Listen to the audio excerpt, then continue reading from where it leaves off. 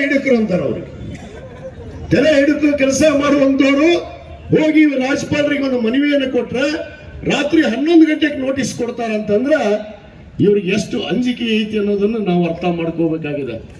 ನಾನು ಒಂದು ಬಹಳ ಸ್ಪಷ್ಟ ಮಾತನ್ನು ಹೇಳಕ್ ಇಚ್ಛೆ ಪಡ್ತೇನೆ.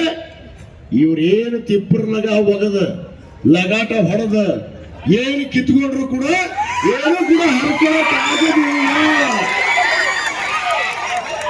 ಏನು ಹರ್ಕೊಳಕ್ ಆಗೋದಿಲ್ಲ ತಿಳ್ಕೊಂಡ್ರೆ ಅವ್ರು ಬಿಜೆಪಿ ಅವರು ಏನಾರ ಮಾಡಿ ಸಿದ್ದರಾಮಯ್ಯನವರು ಸ್ವಲ್ಪ ಅಳಿಯಾಡಿಸ್ಬಿಟ್ರೆ ಸರ್ಕಾರ ಡಮ್ ಅನಿಸ್ಬೋದಂತ. ತಮ್ಮ 136 ಜನ ಶಾಸಕರು ಬಂಡೆ ಕಲ್ಲಾಗಿರೋ ಅವ್ರಿಗೆ ಏನ್ರ ಮುಟ್ಟು ಗಲ್ಲ ಬರೋ ಒಂದು ನೋಟಿಸ್ ಕಳಿಸಿದ್ದಕ್ಕೆ ಈ ಪರಿಸ್ಥಿತಿ ಆಗೈತಿ ಈ ರಾಜ್ಯದೊಳಗ. ನೀವ್ ಏನಾರ ಮುಂದುವರೆದ್ರಿಂದ ಏನಾಗತ್ತೆ ಬಿಜೆಪಿ ಅವರ?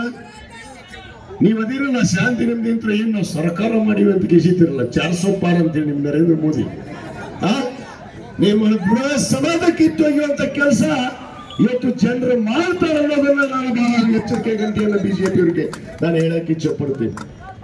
ಯಾಕಪ್ಪ ನಿಮ್ಮ ಉದ್ದೇಶ? ಹೊಟ್ಟಿ ಕಿಚ್ಚು, ಒಂದು ಕಪ್ಪು ಚುಕ್ಕೆ ಇಲ್ಲ, ಅದ್ರಲ್ಲಿ ಏನಿಲ್ಲ, ಬಹಳ ಸ್ಪಷ್ಟವಾಗಿ ಐತಿ. ನಾವು ಸಂತ್ರಸ್ತರು. ಅದೇ ತರ ನಮ್ಮ ತಾಯಿ ಸಿದ್ದರಾಮಯ್ಯನವರ ಧರ್ಮ ಪತ್ನಿ ಶ್ರೀಮತಿ ಪಾರ್ವತಿ ಸಿದ್ದರಾಮಯ್ಯನವರು ಸಂತ್ರಸ್ತರು. ಅವರು ಭೂಮಿ ಹೋಗಿದ್ದಕ್ಕೆ ಇನ್ನೊಂದು ಭೂಮಿ ಕೊಟ್ಟಾರ ಸರ್ಕಾರದವರು. ಬಹಳ ಸ್ಪಷ್ಟ ಐತಿ. ಮೂಡ ಹಗರಣ ಅಂತ, ಮೂಡ ಹಗರಣ. ಏನ್ ಹಗರಣಪ್ಪ?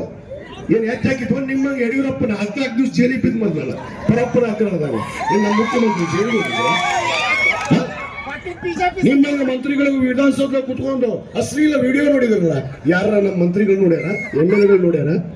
ನಿಮ್ಮಂತ ಹಗರಣ ಮಾಡಿದ್ರು 240 ಹಗರಣಗಳದ.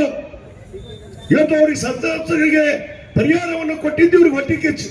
ಅದೇ ಮೂಡೋದಲ್ಲಿ ಇದಕ್ಕೆ ತಾನೇ ನಮ್ಮ ಸೋದರ ಚಂದ್ರಶೇಖರ್ ರಾಠೋಡ್ ಹೇಳಿದ್ರಲ್ಲ, ಅಲ್ಲಿ ಬಹಳ ಮಂದಿ ಅದರ GT ದೇವೇಗೌಡ. ಅದಕ್ಕಿಂತ ಮುಖ್ಯವಾಗಿ ಇವತ್ತು ಕೇಂದ್ರ ಸರ್ಕಾರದ ಸಚಿವರು ಸನ್ಮಾನ್ಯ ಕುಮಾರಸ್ವಾಮಿ ಅವರು ಏನು ಅನೈತಿಕ ಸಂಬಂಧ ಇದು, ಹಿಂದೊಮ್ಮೆ ಹಿಂಗ ಸಂಬಂಧ ಆಗಿತ್ತು ಇವರಿಗೆ, ಡೈವರ್ಸ್ ಆಗಿ ಕೋರ್ಟ್ಗೆ ಹೈಕೊಂಡು ಹೋದ್ರು. ಈಗ ಮತ್ತೆ ಕೂಡ ಅವ್ರು ಬಿಜೆಪಿ ಹೇಳ್ತಾರೆ ನಮ್ದು ಏನು ನಡೆಯೋದು ಎಲ್ಲ ಕುಮಾರಸ್ವಾಮಿ ಅಂತ.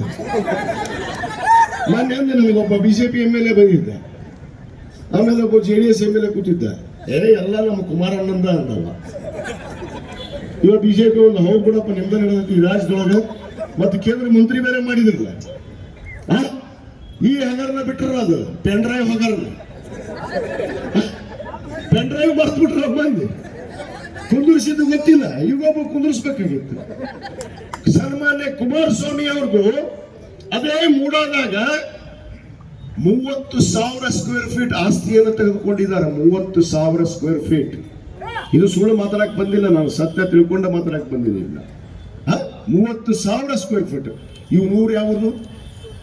ಅಲ್ಲಿ ದಾಖಲೆ ಕೊಟ್ಟರೆ ಇವರು ಕುಮಾರಸ್ವಾಮಿ ಅವರು ಮೈಸೂರು ಮೂಡಾದಾಗ ನಾನು ಮೈಸೂರಿನ ನಿವಾಸಿ ಅಲ್ಲಿದೊಂದು ಅಡ್ರೆಸ್. ಇವ್ರ ಮನಿ 100 ಬಿಡು, ಎಲ್ಲ ಕಡೆ ಬಾಗಲಕೋಟೆಗಿದ್ರು ಇರ್ಬೇಕು, ಏನ್ ಹೇಳಕ್ಕಾಗಲ್ಲ. ಯಾಕಂದ್ರೆ ಎಲ್ಲ ಕಡೆ ಒಂದೊಂದು ಮನಿ ಮಾಡ್ಯಾರ. 30,000 ಸ್ಕ್ವೇರ್ ಫೀಟ್ ತಗೊಂಡ್ರ ಇವ್ರಿಗೆ ಏನು ಹಗರಣ ಇಲ್ಲ. 30,000 ಸ್ಕ್ವೇರ್ ಫೀಟ್. ಇವ್ರು ಸಂತ್ರಸ್ತ ಅಲ್ಲ, ಆ ಮೈಸೂರಿಗೆ ಸಂಬಂಧ ಇಲ್ಲ, ಮೈಸೂರು ಊರಾವಲ್ಲ. ಇವ್ಗೆ ಹೆಂಗ 30,000 ಸ್ಕ್ವೇರ್ ಫೀಟ್ ಕೊಟ್ಟರು ಅದನ್ನ ಮಾತಾಡ್ತಾ ಇಲ್ಲ. ಅದನ್ನ ED ಅವರು CBI ಅವರು ತನಿಖೆ ತಗೊಳ್ತಾ ಇಲ್ಲ. ಇದನ್ನ ಕೇಸ್ ಸುಮ್ಮೋಟು ತಾವ ಬಂದು ಹಾಕೊಂಡ್ಬಿಟ್ರ CBI ದವರು ಮತ್ತೆ ED ಅವರು. ಇವರೆಲ್ಲ ಬಿಜೆಪಿ ಏಜೆಂಟ್ರಲ್ಲ. CBI ED ಏನಾಯ್ತು ಮತ್ತೆ ಇವರು ಸುಮ್ಮೋಟು ಕೇಸ್ ಅಂತ ತಗೊಂಡ್ರಂತ. ಒಂದು ರಾಜ್ಯ ಸರ್ಕಾರ CBI ತನಿಖೆಗೆ ಒಳಪಡಿಸ್ಬೇಕು, ಕೊಡಬೇಕು, ಸರ್ಕಾರ ಕೊಡಬೇಕಂತ. ಅದನ್ನ ಒಳಪಡಿಸಿದ ಕೇಳಲಾರ್ದನ ಇವರ ಸುಮ್ಮೋಟು ಕೇಸ್ ED ಕೇಸ್ ಮಾಡ್ಯಾರ. ಆಲ್ರೆಡಿ CBI ಬಂದೈತಿ.